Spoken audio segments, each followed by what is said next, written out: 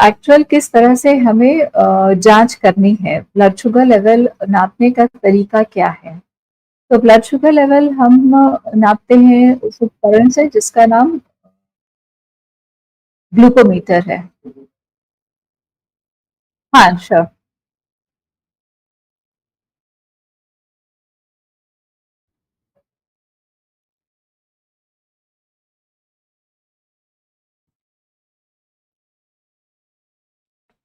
जैसा कि सरिता जी ने अभी चर्चा की आपका मधुमेह के बारे में और उच्च रक्तचाप के बारे में। अब जो आने वाले हैं उसमें हम ये जानने की कोशिश करेंगे कि कैसे उसका हम स्क्रीनिंग करें या जांच करें, अगर आपके पास वो उपकरण है। क्योंकि देखा गया है कि अमूमन कई घरों में ये जो सामग्री है या आइटम है वो लेके रखे हुए रहते हैं। अब ज़रूरी हो गया है कि उनको भी सिखाएं कि सही तरीके से कैसे नापें, क्योंकि अब दिनचर्या में आ गया है। जैसे कि अगर मधुमेह का जानेंगे, सब ने वो ग्लूकोमीटर खरीद के रख लिया है अपने घर में, या फिर विभाग के तरफ से या स्वास्थ्य के विभाग के तरफ से सभी सैयाओं को या टीकाकरण दिवस के दिन एनएम द्वारा लाया जाता है, वो उपयोग करती है या घर में भी लोग करते हैं। तो ये ज़रूरी है कि वो लोग सीखें सही तरीके से और साथ में इसको इम्प्लीमेंट भी कराएंगे, क्योंकि ये जानना ज़रूरी है कि उनको बीपी उच्च रक्तचाप कितना है। क्योंकि जानकारी अगर पहले रहेगा तभी उसके लिए हम आगे इससे संबंधित हम कुछ कर सकते हैं। तो ये दोनों ऐसी बीमारियां हैं जो जांच की जा सकती है, कोई भी कर सकता है, मशीन उपकरण है। उसके बाद नज़दीकी स्वास्थ्य केंद्र या अपने डॉक्टर के पास दिखा सकते हैं। तो हम लोग एक एक करके ये दोनों पर चर्चा करेंगे कि कैसे नापेंगे। इसकी एक प्रक्रिया है, वो स्टेप बाय स्टेप बता रहे हैं। आप लोग भी ऐसे ही करिएगा अगर आपके पास है तो।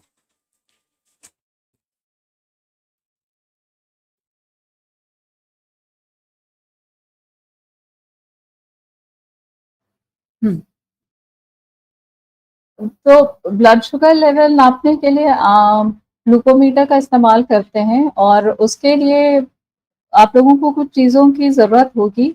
ग्लूकोमीटर के साथ साथ ग्लूकोमीटर टेस्ट स्ट्रिप होता है जो जांच पट्टी है, साथ में लैंसेट चाहिए और लैंसेट डिवाइस भी। लैंसेट मतलब जो नीडल जिससे प्रिक करेंगे, और लैंसेट डिवाइस जिसमें नीडल डाल करके प्रिक करेंगे। उससे पहले आप लोगों को तैयार रखना है रुई, और जिसमें स्पिरिट लगी हुई हो, उंगली को साफ करने के लिए। और ये सब का इस्तेमाल करने के बाद इनका निस्तारण करने के लिए हब कटर या कटर बॉक्स की जरूरत है, और फिर एक स्पिरिट रुई स्पिरिट युक्त जो टिश्यू है या रुई है उसकी जरूरत है। तो इसके लिए टेस्ट करने का तरीका यह है कि उंगली सबसे पहले तो अपने हाथों को अच्छे से साफ धो लेना है, और धो करके हाथ सूखे होने चाहिए। ग्लूकोमीटर को एक समतल स्थान पे रखना है, और जो ग्लूकोमीटर के साथ जो लैंसर डिवाइस होती है उसको उसको निकाल कर रखना है। सभी चीजों को पहले से ही तैयार करके रखना है। ग्लूकोमीटर को एक समतल जगह पे रख लें, लैंसेट और लैंसेट को लैंसेट डिवाइस में डाल करके रख लें, और उसी लैंसेट से आपको प्रिक करना है, चुभोना है उंगली पर, जिसे और उंगली में चुभाने से पहले उस उंगली को स्पिरिट लगी हुई रुई से साफ कर लेना है। साफ करने के बाद, प्रिक करने के बाद, उंगली में सुई चुभाने के बाद ग्लूकोमीटर को चालू कर ले, और जब उपकरण तैयार हो जाएगा तो टेस्टिंग स्ट्रिप को उस ग्लूकोमीटर में डाल देना है, और उसका जो सिरा जिसमें हम जो खून की बूंद है उसको लगाएंगे, वो अ, एक आपको उसमें दिखे, उसमें मार्किंग किया हुआ है कि कौन सा भाग ग्लूकोमीटर के अंदर जाएगा और किस भाग में आपको जो रक्त का बूंद है वो उसमें डालना है। तो रक्त की बूंद को डालने के बाद वो जांच पट्टी होती है उस पे गिराना होता है, और तब आप देखेंगे कि जो ग्लूकोमीटर का स्क्रीन है वहां पे आपको जो भी रीडिंग है वो दिखाई पड़ेगा। तो उस रीडिंग को देख करके आप पता लगा सकते हैं कि जिस इंसान के का आप ब्लड शुगर लेवल चेक कर रहे हैं उनका उसकी मात्रा कितनी है। तो उसके आधार पर आप ये डिसाइड करेंगे कि उनका जो ब्लड शुगर लेवल है वो नॉर्मल है या बढ़ा हुआ है या कम है। और जब भी प्रिक करते हैं, जब भी लैंसेट का प्रयोग करते हैं ये प्रिक करने के लिए, तो कभी भी उंगली को बहुत जोर से दबाना नहीं है, अपने आप खून को आराम से निकलने दे। और जो शुरुआत का जो होता है, पहला बूंद जो होता है उसे बहुत बार हमें पोंछ लेना चाहिए क्योंकि यह प्रदूषित हो सकता है। दूसरे बूंद को ही हम वो जांच पट्टी में लगाएंगे। और जब आप खून का बूंद जांच पट्टी पे लगा लेते हैं तो फिर से उसके ऊपर एक रुई रख देना है ताकि वो खून आना बंद हो सके। जो रीडिंग स्क्रीन पर आता है वो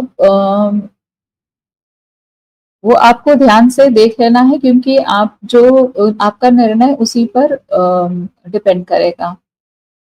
जब आप रीडिंग ले लेते हैं उसके बाद ग्लूकोमीटर को बंद कर देना है और जो इस्तेमाल की हुई सुई है या जो नीडल है उसको हब कटर में डाल देना है, और जो जांच पट्टी है उसको डस्टबिन में जो कलर कोडेड बिन्स है जो उसमें आप डाल देंगे। और अगर आपके पास कोई सही तरीके का डस्टबिन नहीं है तो अलग अलग बॉक्स बनाकर रखेंगे जिसमें, और अलग अलग इनका निस्तारण करेंगे। और ये भी ध्यान रखना है कि आप हाथ में दस्ताने पहने, और जो बॉक्सेस जिसमें आप डालते हैं नीडल को या फिर स्ट्रिप्स को, उसको बायोमेडिकल वेस्ट बिन्स में ही डालकर उसका निस्तारण करना है। जब रीडिंग आप लेते हैं तो अगर रीडिंग आप लोगों से पहले भी बोला गया कि 140 मिलीग्राम पर डेसीलीटर या उससे अधिक आता है तो उसको आगे की जांच के लिए एएनएम या चिकित्सक के पास उनको जरूर भेजें ताकि वो वहां पर फिर से जांच करके उसके आधार पर कोई निर्णय लें कि वो मधुमेह के सही में शिकार हैं या नहीं, ताकि उनका उपचार भी शुरू किया जा सके।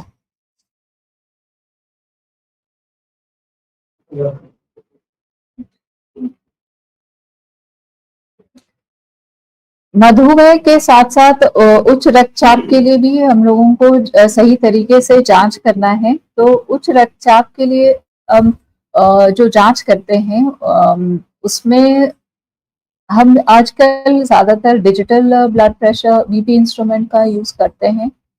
तो उसमें एक तो है कि पहला चरण ये होगा कि कफ या को किस तरह से बांधेंगे। आप लोगों ने देखा होगा कि उसमें एक मशीन है जिसपे रीडिंग आती है, और एक कफ है जो हम जिसे हम बाह में बांधते हैं, और फिर उसके आधार पर वो रीडिंग आती है। तो जब कफ बांधते हैं तो ऊपर के बाह में हम कफ को बांधेंगे, और अगर जरूरत पड़े तो वहां पर से कपड़े को मोड़ लेना है, या अगर हटा सकते हैं कपड़े का आस्तीन को तो वो हटा लेंगे। उससे पहले मरीज को आराम से एक कुर्सी पर बैठना है, और पैर दोनों जमीन पर होने चाहिए, एक पैर दूसरे की पैर के ऊपर ना हो, और पीछे आराम से टिक करके बैठना है। मरीज जब भी आता है तो उसे थोड़ी देर आराम करने को बोलना है, उसके बाद ही उसका ब्लड प्रेशर लेना है।